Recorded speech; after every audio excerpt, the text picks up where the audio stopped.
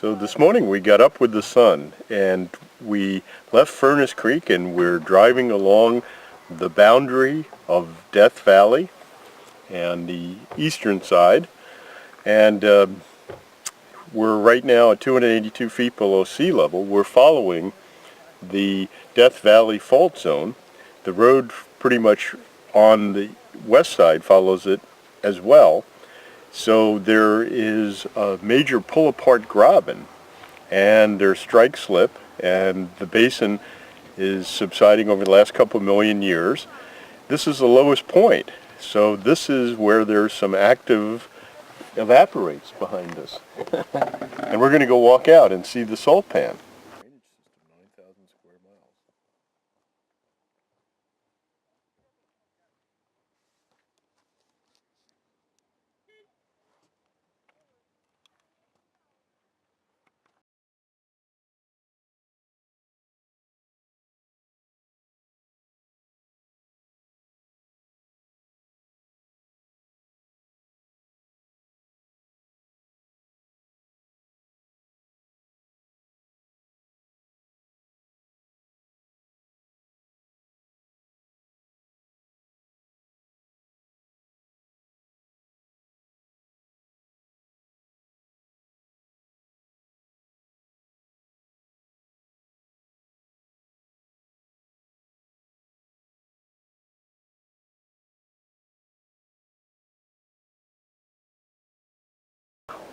So here we are at Badwater Basin, 282 feet below sea level. We're standing on halite, and we're remembering Jerry Friedman, who loved sapagas and who loved evaporite deposition.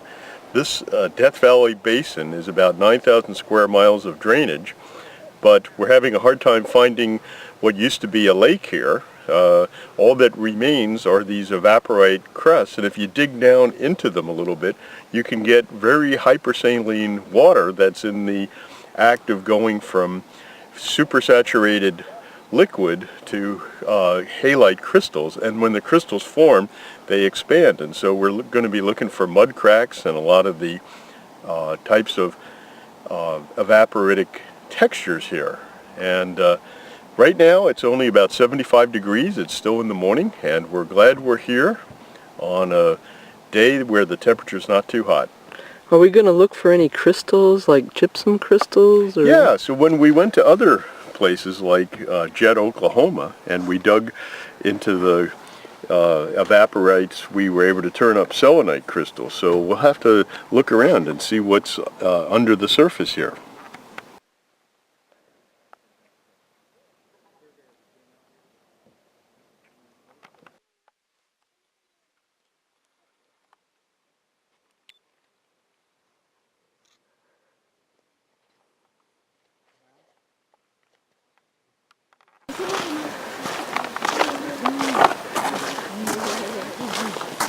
I really wonder, why did somebody dig these holes?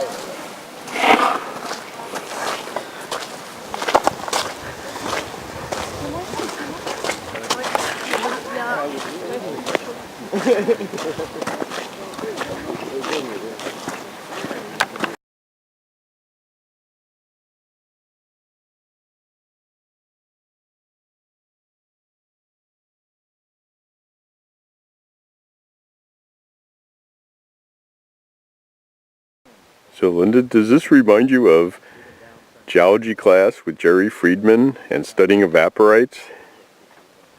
So what do you think of all of this salt here?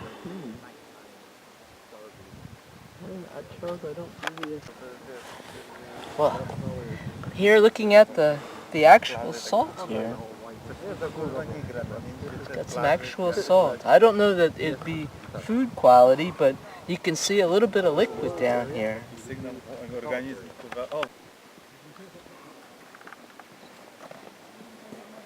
Remember to take a picture of your shadow.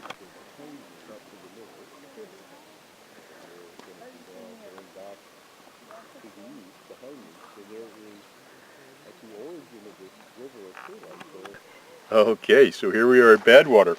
We're in the depth of Death Valley, and We've got red evaporitic rock and salt crests right here. Kind of reminds me of our friends in the Michigan Basin. Oh, yep, definitely salty. And you can sure use it out here because you sweat a lot. We're drinking a lot of water. And it's great to be in one of these incredible evaporite basins. And the fact that this was covered as a lake by in the recent past, and now it's all evaporite, it just shows that these inter-mountain basins can dry up and freshen up, and in geologic time leave a lot of different things in the record. But today, it's salty.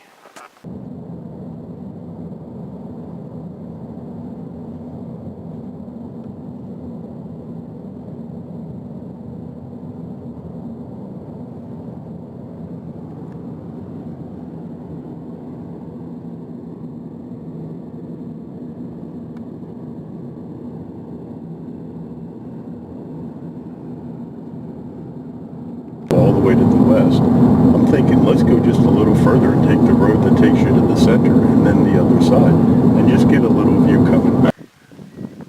So we are doing an east-west transect across the center of Death Valley, and it's pretty desolate out here. There's a little, we're not really seeing any vegetation, and we'd arranged for a tumbleweed to come rolling by if we could find one.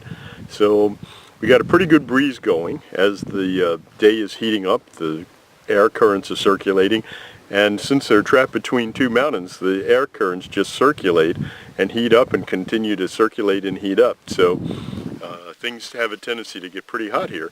But we've had a really good morning. We got up early and we saw a lot of things by the morning light, and we've enjoyed the north-south transect, and now we're in the center doing an east-west transect. So really getting an appreciation for the size and extent of Death Valley. 9,000 square miles.